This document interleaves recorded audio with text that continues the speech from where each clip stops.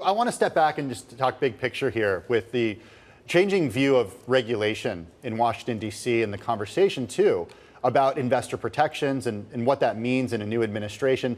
As a legal reporter who covered the FTX trial and knows people who were intricately involved in this, how do you look at the changing regime in Washington when it comes to crypto?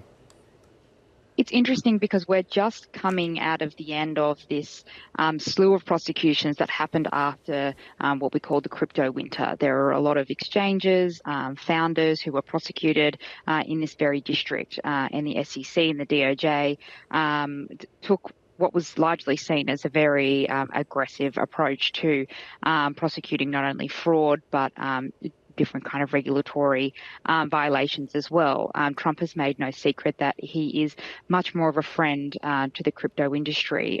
So we're expecting to see, less of kind of those periphery cases in the crypto industry, the kind of regulatory violations, Bank Secrecy Act violations. But from the people that I've spoken to, career prosecutors, former prosecutors, they believe that the straight out fraud, the FTXs of the world will continue to be prosecuted.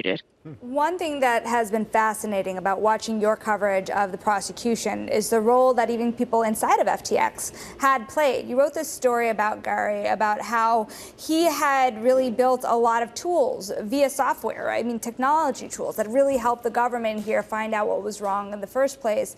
How does this really change the game for financial crime moving forward? If so much of this is done online and so much of this has just a really few number of people holding the keys to the castle, how does that make a prosecutor's job more difficult?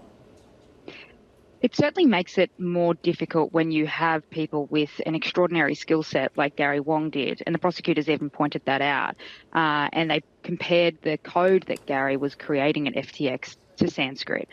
So they're constantly having to upskill and having to become experts themselves in this kind of technology. For Gary, in his case, it certainly worked in his favor and helped him prove that he should get a lot of credit for the amount of cooperation that he has given to the government.